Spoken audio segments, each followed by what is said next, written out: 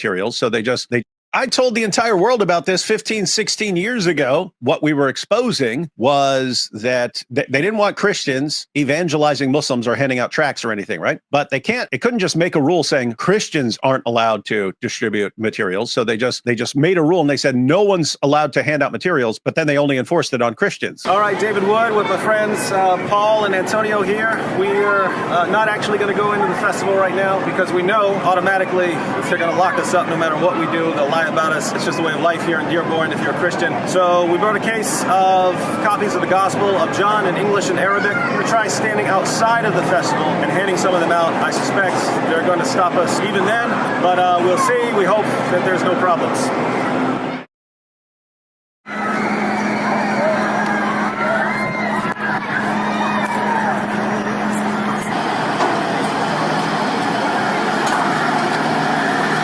Look at this.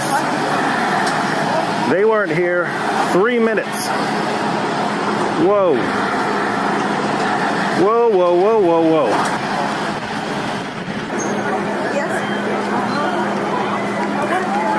Yes, sir. I'm going to have you turn off the camera.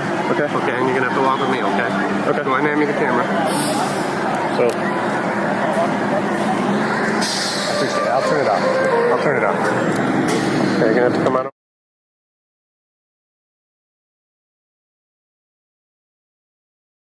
all right, as you just saw, two of my friends walked over to the Arab Festival, outside of the Arab Festival, and tried to distribute copies of the Gospel of John in English and Arabic, and they were stopped immediately outside the festival.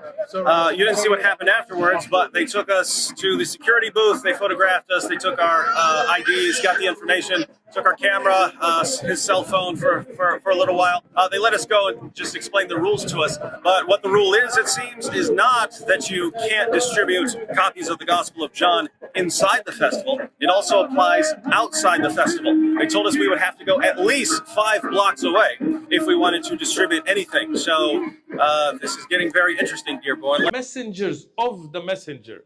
We are the representative of this deen of Islam. We have to be the solution. The future is ours. Every ideal nightmare of a Muslim Europe will come true. They can be as mad as they want. I don't care. America will be a Muslim. There's a reason why Spain is Catholic right now. And so while this guy makes a creepy smile and he's so confident about it and they praise suicide bombers, I wouldn't be so sure, because the real God will always triumph in the end. What I see is a huge emphasis on what to do, but there is little emphasis on where do we want to go, what do we want to achieve. The way you describe Islam and the way you describe how we are going to rule the world is dictatorship in the name of Islam. Allah subhanahu wa ta'ala promised us victory over these major powers. One of the promises of the Prophet sallallahu alaihi wasallam is that the day of judgment will not happen until Islam prevails. So it's never going to happen, because Islam will never prevail, and we will never forget what you guys did on 9. America is the cancer. America, the American government, secularism, democracy, capitalism, these are cancers that have spread their illness all over the world. In America and in the Middle East. In America over here, people have the freedom to, again, like I said before, commit zina, do fahisha, but when you speak up, it's a problem. Non-Muslims are tired of this cancer. They're tired of the American government. They're tired of democracy. They want to see a new way of life. No.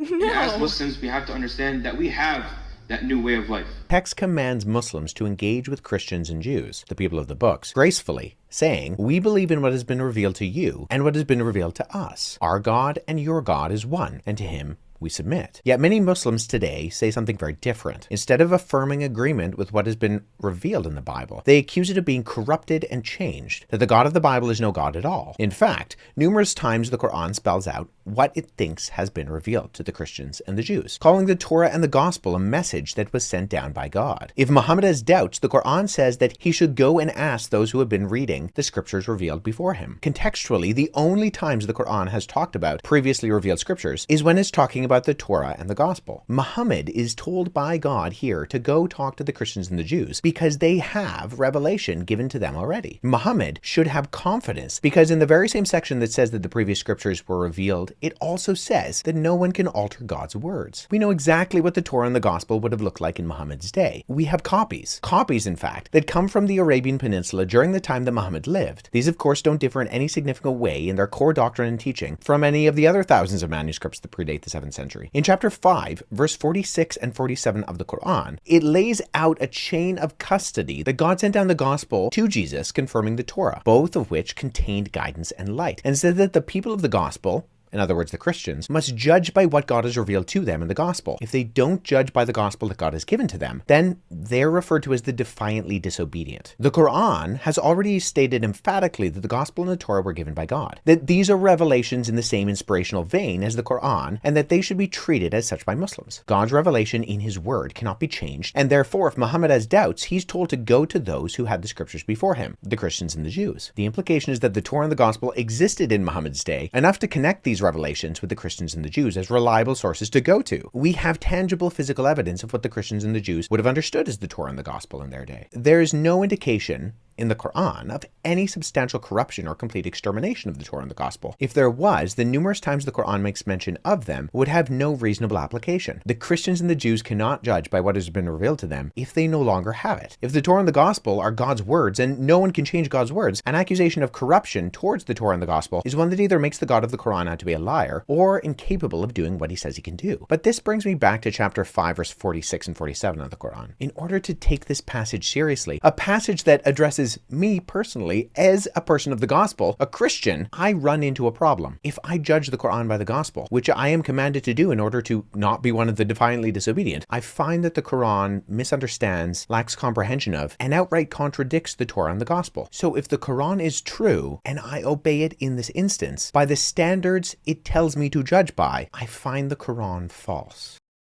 We're going to get radical, hardened, militant Islamists to come into America. Islam is the #1 growing religion here in the United States. Yeah. Why do you think that is so? Do you think Islam will eventually overtake Christianity here in the United States? Worldwide, not just the United States.